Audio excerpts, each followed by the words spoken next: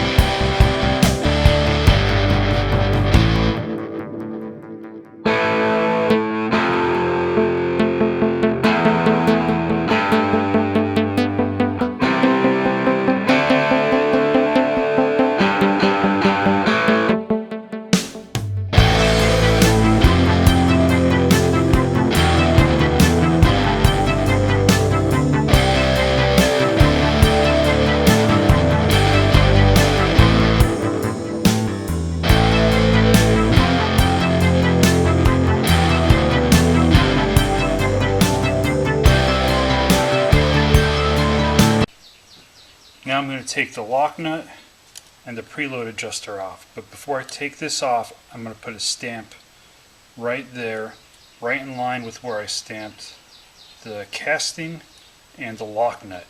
So this lock nut tightens down this preload adjuster so that this doesn't move. So the first thing to do is to loosen this lock nut. And once you loosen this lock nut, this preload adjuster should be able to screw out fairly easily.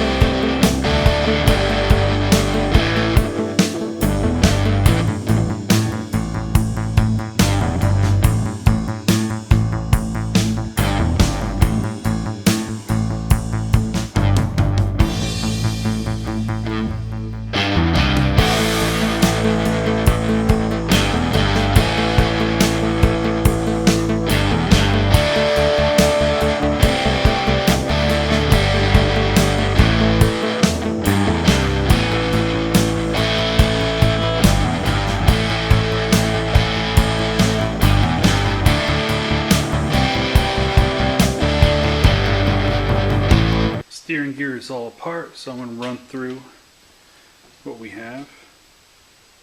We got the Pitman sleeve, runs across.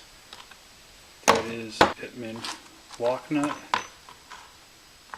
right here. It has thrust bearing on it and seals and two bearings, or one bearing on the inside. We have the worm gear. Right, and this is the ball nut. This is the ball nut, and this is the worm gear. Now this is where those ball bearings go into. And the way this works is you put the ball bearings in one side. They'll go down one side of this worm gear come around and come up the other side of this worm gear, right? So the balls will rotate around, the ball bearings will rotate around the worm gear like that, and they'll stay on that track as it turns, right? So they'll stay right there as it turns, and this is there to gap across this gear right here. So it feeds it back around through, and then it comes up over this and it feeds it back around through. So just keep that in mind when you're trying to reinstall those ball bearings, because you don't want them to go down the wrong direction. If you put them in here and it goes this way, right? If you try to put it in through here, let's see, I'm putting it right here, and it slides down this side, it's not going to work. You got to make sure they all go through and they pop out to this other side, and then you'll load your bearing guides after you push all the ball bearings around the worm. So this is the part number for the rebuild kit that I got for the steering gear. So with the 1979 G10, there are two different casting numbers. The first design was a 7802644 Lima. Second design was a 7802644. The difference, from what I could tell, is the input shaft outside diameter. This input shaft OD is 0.785 inches in diameter. For that size, the second design rebuild kit is what I needed. That's the correct size seal for this shaft. The first design had a larger ID of the seal, so it would have a larger OD of the input shaft. So if you're trying to change it out, check your input shaft size. That'll help you determine which casting design you have, if your casting, like mine, doesn't actually have a casting number on it anyway.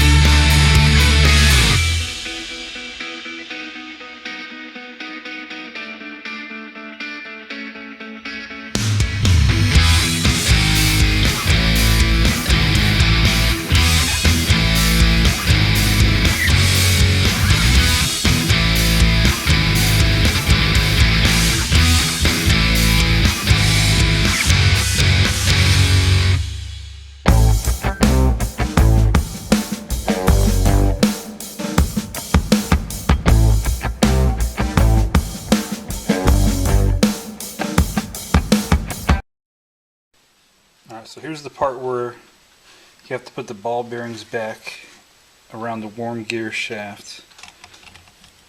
And what you want to do is set it up so that the groove, so those holes where the ball bearings go, so that the groove where the worm gear shaft is at is lined up with those holes. And you can do that just by rotating the input shaft. As you can see, I don't know, it's hard to get the light in there, on the top one.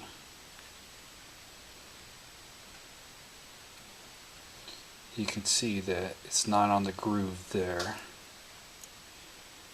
Alright, but when I turn it over, it moves out of the way.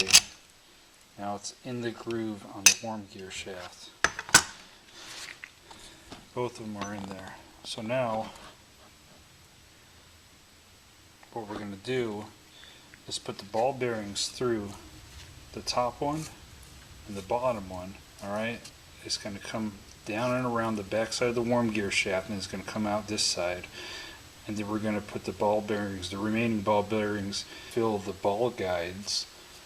Alright, the ball bearing guides that bridge this gap right here, so that as the worm gear shaft spins, the ball bearings would actually come up and around into here, back into the worm gear shaft. So it skips over a thread in the worm gear shaft.